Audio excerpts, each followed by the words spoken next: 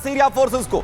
विद्रोही लगातार बड़े हमले यहां पर कर रहे हैं। कुछ और जो इलाके हैं उन पर कब्जा कर दिया गया है। सरेंडर यहां सीरिया फोर्सेस करती हुई नजर आ रही है। सीरिया फोर्स की तरफ से साउथ ईस्ट अलेप्पो पर कब्जे का जो दावा है वो यहां पर किया जा रहा है विद्रोही फोर्सेस की ओर से। साउथ ईस्ट अलेप्पो पर कब्जा हो चुका है। तेल अन की बात करें या तेल हासिल की, और डेर हाफिर पर भी कब्जे का बड़ा दावा यहां पर किया जा रहा है।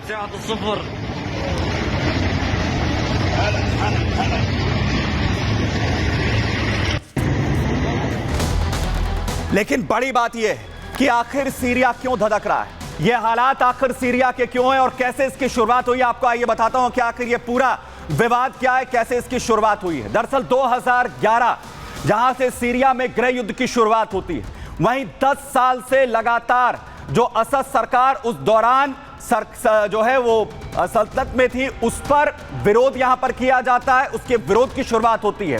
फ्री सीरियन आर्मी इसी दौरान एक ग्रुप की जो है तैनाती हो जाती है। अमेरिका, रूस और सऊदी अरब भी इसमें शामिल हो जाते हैं। बाहरी ताकतों के शामिल होने की वजह से गृह युद्ध यहां पर और ज्यादा भड़कता हुआ नजर आता है। वहीं अलकायदा और आईएस आतंकी भी इसमें शामिल हो जाते हैं, जो इस गृह युद्ध को भड़काने का काम करते हैं। वहीं 2012 तक अलेप्पो के अंदर दो हिस्से बन गए, दो गुटों में अलेप्पो बंटता हुआ नजर आया। एक हिस्सा जो असद सरकार के पास था, जहां से असद सरकार ऑपरेट कर रही थी, वहीं दूसरे हिस्से पर विद्रोही गुटों की तरफ से कब्जा कर लिया गया।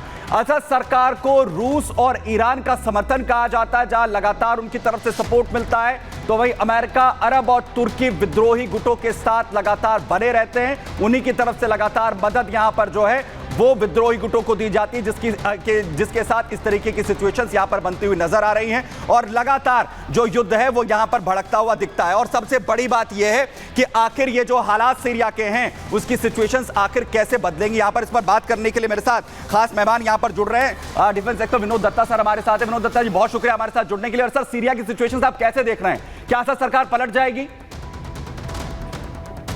देखिए, जिस तरह से हालात वेस्ट एशिया में हैं और जिस तरह से सुपर पावर्स एक नए वर्ल्ड ऑर्डर में एंटेंगल्ड हैं या एंगेज हैं, मुझे नहीं लगता कि सीरिया को रूस इतनी मदद दे पाएगा।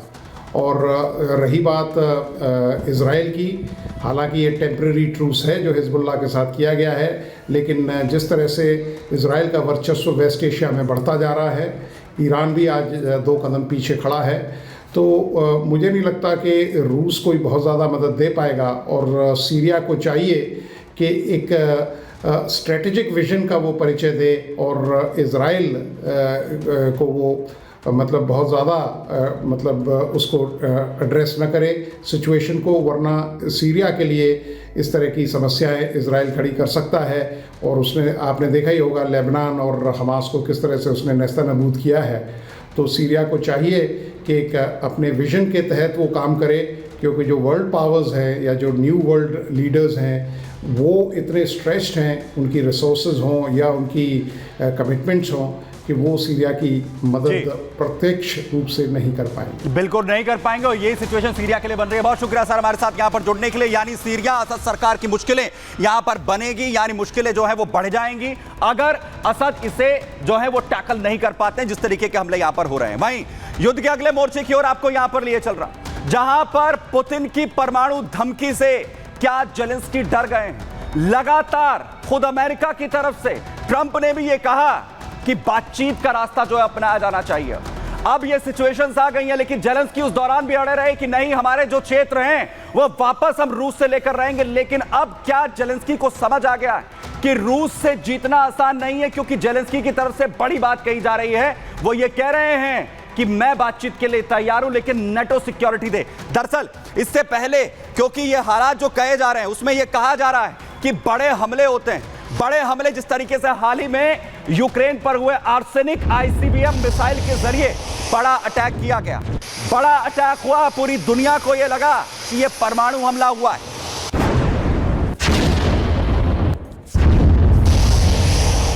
वहीं दूसरी तरफ बड़ा अटैक एक और रशिया करता है कैलिबर के जरिए। कैलिबर मिसाइल से बड़े हमले हुए और यूक्रेन को इसके बाद यह कहा गया कि यह समझ में आया कि आखिर रशिया जो है वो किस तरीके के अटैक्स यहां पर कर सकता है।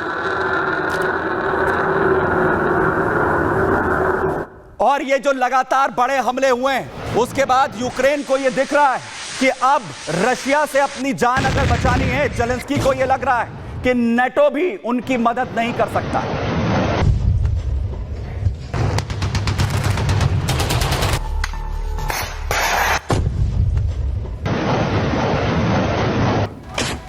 और वहीं जेलेंस्की ने अब बड़ी बात यह कही कि नेटो अगर यूक्रेन के बचे हुए क्षेत्रों की सुरक्षा की गारंटी ले तो हमें कोई दिक्कत नहीं है कि इस युद्ध में शांति के लिए वो स्वीकार करे। जरा पहले जेलेंस्की को सुनिए। यदि हम इस युद्ध को रोकना चाहते हैं तो वे इलाके जो हमारे नियंत्रण में हैं, उन्हें नाटो की सुरक्षा में लेना होगा। ये काम हमें तेजी से करने की जरूरत है। किसी भी समझौते में यूक्रेन की अंतर्राष्ट्रीय स्तर पर मान्यता प्राप्त सीमाओं को मान्यता देनी होगी। ये सुनिश्चित करना होगा कि कब्जे वाले क्षेत्र सैद्धांतिक रूप से यूक्रेन का हिस्सा बने रहें। इसके बाद कूटनीतिक बातचीत के जरिए यूक्रेन अपनी बाकी हिस्सों को पाने की कोशिश करता रहेगा। तो बड़ा सवाल ये कि क्या रूस और यूक्रेन के बीच जिस बात का जिक्र जेलेंस्की कर रहे हैं उसके बाद युद्ध विराम हो जाएगा? जरा मैं आपको बताता हूं। दरअसल जेलेंस्की ने बड़ी बात जहां पर कही, रूस के साथ सीजफायर के लिए यूक्रेन पूरी तरीके से तैयार है। जेलेंस्की कहते हैं राष्ट्रपति जेलेंस्की ने युद्ध के खात्मे के संकेत दरअसल दिए। उनकी तरफ से कहा गया कि राष्ट्रपति जेलेंस्की ने नाटो के सामने इसके साथ एक शर्त भी रख दी। सीजफायर समझौते को लेकर जेलेंस्की बड़ा बयान देते नजर आए। जेलेंस्की ने बताया कि रूस के साथ सीजफायर की शर्त आखिर क्या होगी।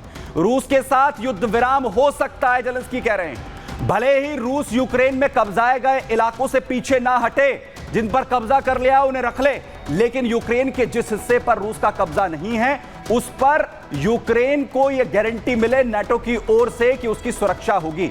यह पहली बार है जब जेलेंस्की सीजफायर की पहल अब करते हुए नजर आ रहे हैं, लेकिन अभी इन शर्तों पर रूस और नाटो के रिएक्शन का पूरी दुनिया को इंतजार है। रूस और यूक्रेन फरवरी 2022 से भीषण युद्ध में लगातार उलझे हुए हैं और जिसके बाद से ये सिचुएशंस बनी हैं